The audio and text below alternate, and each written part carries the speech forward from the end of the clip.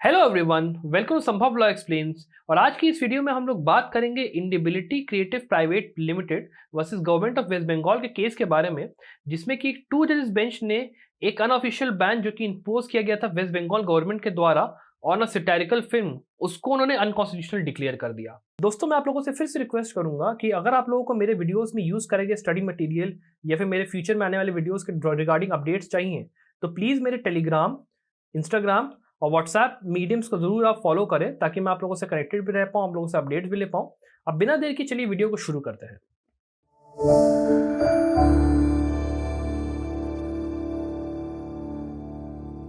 इस केस में एक टू जजेस की बेंच थी, जिसके मेंबर्स जस्टिस डीवाई चंचूर और जस्टिस हेमंत गुप्ता। और इस केस में जो पिटिशनर्स थे वो लोग प्रोड्यूसर्स थे एक बंगाली फिल्म के, जिसका नाम था भविष्योत्तर भूत। और ये एक सैटिरिकल फिल्म थी जो कि पॉलिटिकल कंडीशंस की बात करती थी हमारे इंडिया के अंदर, जो अभी चल रही कंटेम्प्रेरी इंडिया में, जिसमें कि कुछ भूत हैं जो कि ये देखना चाहते हैं कि क्या रेलेवेंस होगा अगर हम लोग मार्जिनलाइज या फिर ऑब्सोलीट पीपल को रेस्क्यू करते हैं उसका। इस फिल्म को शेड्यूल करा गया था कोलकाता में रिलीज करने के लिए और वेस्ट बंगाल के कुछ डिस्ट्रिक्ट में रिलीज करने के लिए ऑन 15 ऑफ फरवरी 2019। और इन्होंने अपना सर्टिफिकेट ऑफ पब्लिक एग्जीबिशन पा लिया था ऑन 19 ऑफ नवंबर 2018। लेकिन फिल्म के रिलीज होने के कुछ दिन पहले जो पिटिशनर नंबर 2 था, यानी कि जो प्रोड्यूसर था, उसको एक फोन कॉल रिसीव होती है कोलकाता पुलिस के द्वारा ऑन 11 ऑफ फरवरी 2019, जो कि फिल्म के रिलीज के 4 दिन पहले है। और उसके बाद एक लेटर भी आता है उनको कोलकाता पुलिस के द्वारा, ये कहते हुए कि उन्हें एडवांस स्क्रीनिंग कराई जाए, पहले उसको उनको पिक्चर दिखाई जाए to the senior officials of the Kolkata police. Further जो बात कहती है पुलिस की, जो इंटेलिजेंस रिपोर्ट्स हैं वो ये सजेस्ट करती हैं कि जो फिल्म है उसके अंदर ये पोटेंशियल है कि वो पॉलिटिकल लॉ और ऑर्डर इश्यूज को क्रिएट कर सकती है, वो कुछ अलग तरीके से पॉलिटिकल डिसऑर्डर क्रिएट कर सकती है, उसके अंदर पोटेंशियल है, इसलिए वो लोग एक स्क्रीनिंग चाहते हैं। फर्दर यहाँ पे जो पिटिशनर नंबर 2 था, उन्होंने रिस्पॉन्ड करा by a letter dated 12 of February 2019, जिसमें उन्होंने कहा कि जो फिल्म है उसको पहले से ही ड्यूली सर्टिफाई करा गया है और ये एक सेटल्ड लॉ का प्रिंसिपल है कि एक बार अगर आपको अप्रूवल मिल गया है central board of film certification के थ्रू, तो फिर आपको कोई ज़रूरत नहीं है कि आप किसी और अथॉरिटी को अपना फिल्म की स्क्रीनिंग करूँ, और कोई अथॉरिटी आपकी फिल्म की स्क्रीनिंग को हिंडर भी नहीं कर सकती है, किसी के पास ये राइट नहीं है। Despite of the warnings of the Kolkata police, film को 15 ऑफ फरवरी 2019 को रिलीज किया जाता है और 16 ऑफ फरवरी को फिल्म को एब्रप्टली हटा दिया जाता है कई सारे थिएटर्स में से by a large number of exhibitors. और जो टिकट्स होती हैं उनका पैसा भी रिफंड कर दिया जाता है लोगों को, ये कहते हुए कि जो इंस्ट्रक्शंस आए हैं ये काम करने का, पैसे रिटर्न करने का और मूवी को थिएटर में से हटाने का, वो उनको मिला है इंस्ट्रक्शन हायर अथॉरिटीज से। इस चीज़ को देखते हुए जो पिटिशनर्स हैं वो देयर बाय एक पिटीशन फाइल करते हैं, रिट पिटीशन सुप्रीम कोर्ट में, ये एलिज करते हुए कि ये उनके राइट्स का वायलेशन है सीधे सीधे। बाय द टाइम पिटिशनर्स ये रिट पिटीशन फाइल करते हैं, तब तक केवल 2 ही ऐसे एग्जिबिटर्स थे जिसने कि फिल्म को वहाँ पे दिखाया होता है सिनेमा हॉल्स में। और उसमें से भी एक एग्जिबिटर इवेंचुअली यही इन्फॉर्म कर देता है प्रोड्यूसर्स को कि जो अथॉरिटीज़ हैं उनसे, उन्होंने उससे कहा है कि वो लोग फिल्म को डिसकंटिन्यू करें इन द इंटरेस्ट की जो माइंड है, जो गेस्ट्स आते हैं, मतलब जो दर्शक आते हैं उनको देखने का, उनके इंटरेस्ट को ध्यान में रखते हुए इस चीज़ को किया जाए। पिटिशनर्स देयरफॉर ये कहा कि जो स्टेट है उसने जो है एक बैन लगाया है फिल्म के थ्रू, फिल्म के ऊपर थ्रू इनडायरेक्ट मीन्स और without the authority of law, और ये बिल्कुल भी सही नहीं है स्टेट के द्वारा ये एक्शन लिया जाना। फर्दर पिटिशनर्स ये भी कंटेंट करते हैं कि ये एक अटेम्प्ट है by the functionaries of the state कि वो इंटरफियर कर रहे हैं फिल्म के एग्जीबिशन से, जो कि डिस्ट्रक्टिव है फ्रीडम ऑफ स्पीच के और एक्सप्रेशन के। और जो सीबीएफ है वो एक एक्सपर्ट बॉडी है जिसको कि इंटरेस्ट करा गया है इस मतलब एक पावर के साथ, स्टैट्यूटरी पावर के साथ सिनेमेटोग्राफी एक्ट के अंदर, कि वो डिटर्मिन कर पाए कि क्या एक फिल्म को सर्टिफाई करने की जरूरत है फॉर पब्लिक व्यूइंग और नॉट। और ये केवल केवल सोल उसी की पावर है, सोल उसकी रिपोजिटोरी है उस पावर की, कि सीबीएफ ये काम कर पाए और कोई और अथॉरिटी के पास पावर नहीं है कि वो उस चीज़ को चेक करे कि फिल्म सही है या फिर नहीं। फर्दर वो ये भी कहते हैं कि ये जो काम किया गया है वो एक एक्स्ट्रा कॉन्स्टिट्यूशनल मेथड के थ्रू किया गया है,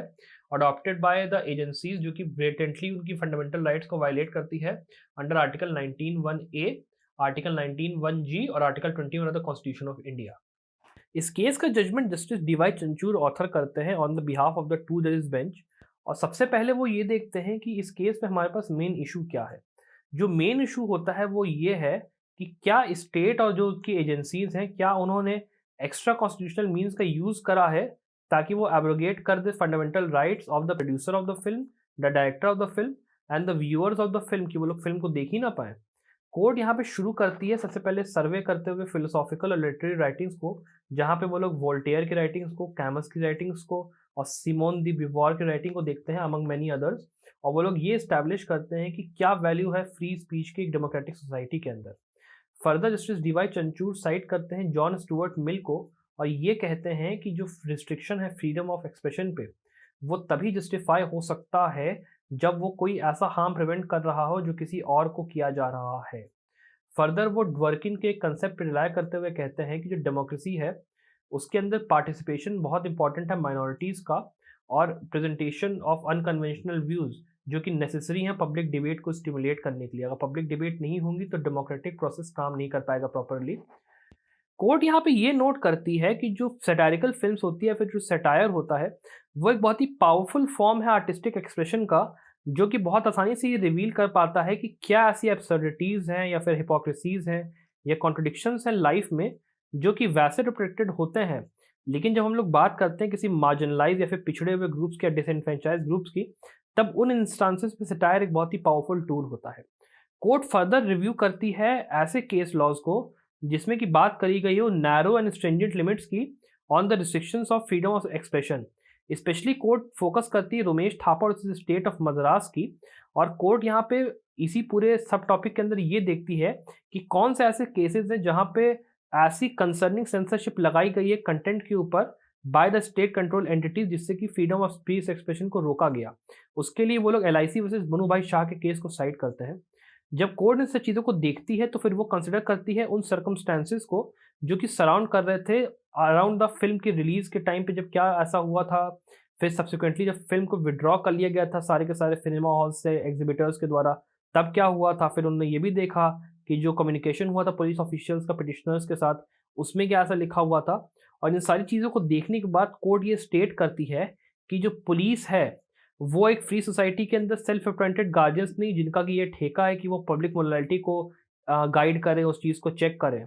कोई भी ऐसी अथॉरिटी जिसके पास एक फोर्स है, उसका कर्तव्य है कि वो रूल ऑफ लॉ के हिसाब से काम करे, रूल ऑफ लॉ के बाउंड्स को तोड़े ना, और वो अपने आप को ही ना एब्रोगेट करने शुरू कर दे अपने अथॉरिटी को, कि वो अपने जो उनके एलाइज होते हैं या फिर जो गवर्नमेंट है, पुलिस अपनी अथॉरिटी को तोड़ के उनकी मदद ना करे in suppression of dissent and obstruction of free speech and expression. Court ने यहाँ पे फर्दर ये हेल्ड करा कि जो स्टेट है उसने यहाँ पे इनडायरेक्टली इंटरफियर करा है फिल्म की स्क्रीनिंग के साथ by going outside the scope of their powers, जो कि उनको लॉ के द्वारा प्रोवाइडेड है, जहाँ पे वो लोग पुलिस की पावर्स को गवर्न करते हैं। कोर्ट ने फर्दर ये बोला कि ये जो आर्बिट्ररी रिस्ट्रिक्शंस लगाए जा रहे हैं उसका एक बहुत ही बुरा चिलिंग इफेक्ट आता है स्टेट के ऊपर, स्टेट की रिस्पॉन्सिबिलिटी के ऊपर। और कोर्ट ने ये कहा कि ये एक फेलियर ऑफ स्टेट है, जो कि उनकी रिस्पॉन्सिबिलिटी है कि उनको ये इंश्योर करना है कि एडिक्वेट प्रोटेक्शन मिले किसी भी रिलीज ऑफ फिल्म को, कोई भी फिल्म अगर रिलीज हो रही है उसको मिले। और उन्होंने कहा कि ये चीज़ नेसेसरी है कि हम लोग उसको एक एज अ पॉजिटिव ऑब्लिगेशन पढ़ें ओवर द स्टेट, स्टेट के ऊपर उनके ऊपर रिस्पॉन्सिबिलिटी है कि वो right to freedom of expression and speech को इंश्योर करे, ताकि मीनिंगफुल एक्सरसाइज हो पाए freedom of speech and expression के राइट का। कोर्ट ने यहाँ पे फर्दर साइट करा रंगराजन वर्सेस पी जगजीवन राम का केस, और ये कहा कि अगर एक फिल्म अनऑब्जेक्शनेबल है तो उसको आप कॉन्स्टिट्यूशनली रिस्ट्रिक्ट नहीं कर सकते अंडर आर्टिकल 19 क्लॉज 2, और जो फ्रीडम ऑफ एक्सप्रेशन है उसको आप सप्रेस नहीं कर सकते ऑन द अकाउंट कि आपको थ्रेट ऑफ डेमोन्स्ट्रेशन या फिर प्रोसेशन या फिर रैली वगैरह का थ्रेट लग रहा है, वायलेंस का थ्रेट लग रहा है, आप उसको नहीं कर सकते हैं। फर्दर उन्होंने कहा कि अगर एक बार एक फिल्म को क्लियर कर दिया गया है फिल्म बोर्ड या फिर ट्राइब्यूनल के द्वारा, तो सेंट्रल गवर्नमेंट के पास ये पावर नहीं है कि वो उस फिल्म को रिव्यू या फिर रिवाइज कर सके, और फर्दर वो ये कहे कि हमें ये डिसीजन लेने का पावर है क्योंकि हमें कंसर्न लग रहा है कि एक पोटेंशियल पब्लिक रिजेंटमेंट हो सकता है फिल्म के प्रति, और ये गवर्नमेंट की रिस्पॉन्सिबिलिटी है कि वो लॉ एंड ऑर्डर की सिचुएशन को मेंटेन करे और ये देखा कि फिल्म जो होती है वो प्रॉपरली रिलीज हो। फिर उन्होंने कंसिडर करा जो सोशल कॉन्टेक्स्ट यहाँ पे भी चल रहा है उसके ऊपर उन्होंने ये कहा कि जो कंटेम्प्रेरी इवेंट्स अभी चल रहे हैं वो ये दिखाते हैं कि एक इंटॉलरेंस ग्रो हो रही है लोगों के बीच में और चीज़ों के बीच में, जहाँ पे जो राइट्स हैं अदर्स के उनको बिल्कुल भी एक्सेप्ट नहीं किया जा रहा है, और आप फ्रीली अपनी जो व्यूज़ हैं और अपनी जो एक बातें हैं उनको आप प्रिंट में या फिर अपने उसमें थिएटर में, ये सेलुलॉइड मीडिया में आप उनको फ्रीली दिखा नहीं पा रहे हैं। काफ़ी ज़्यादा यहाँ पे सेंसरशिप लगाया जा रहा है गवर्नमेंट के द्वारा। कोर्ट ने यहाँ पे फर्दर ये कहा कि जो यहाँ पे प्रेजेंट केस है, वहाँ पे जो एक्ट करा गया है गवर्नमेंट के द्वारा वो एक अनकॉन्स्टिट्यूशनल अटेम्प्ट है इन्वेड करने का फंडामेंटल राइट्स का of producer, the actors and the audience. और ये यहाँ पे एक एग्जांपल, एक मिसाल सेट आउट करता है जहाँ पे आप अटेम्प्ट कर रहे हो साइलेंस करना क्रिटिसिज्म या क्रिटिक को गवर्नमेंट की पॉलिसीज का। इस चीज को कंसिडर करते हुए स्टेट ने ये कहा कि जो स्टेट का इंटरफेरेंस था with the speech and expression, freedom of speech and expression, उसको यहाँ पे दोनों कमीशन नॉमिनेशन दोनों हुआ है। और यहाँ पे कोर्ट ने ये हेल्ड करा कि ये वायलेशन ऑफ राइट्स है पिटिशनर्स का अंडर आर्टिकल 19(1)(a। और कोर्ट ने इस चीज़ को रिकग्नाइज करते हुए एक रेमेडी बताया पब्लिक लॉ के अंदर ताकि इंश्योर किया जा सके कि एडिक्वेट कंपनसेशन मिले इस वायलेशन के लिए। और उन्होंने ये कहा रिस्पोंडेंट्स से कि वो लोग एक 20 लाख रुपए की राशि जो है जमा करें और एडिशनल 1 लाख रुपए वो लोग दे as a legal cost to the petitioners. Thank you so much for watching this video till the end. I hope आप लोगों को वीडियो पसंद आया हो। अगर आप लोगों को लगता है कि कोई ऐसा टॉपिक है जो कि मुझे कवर करना चाहिए अपनी वीडियोस में, तो प्लीज़ मुझे बताइए in the comment section down below, या फिर आप मेरे टेलीग्राम, इंस्टाग्राम और व्हाट्सएप के ग्रुप्स को ज्वाइन करके भी मुझसे कनेक्टेड रह सकते हैं और वीडियो अपडेट्स पा सकते हैं। Thank you once again for watching this video. Bye.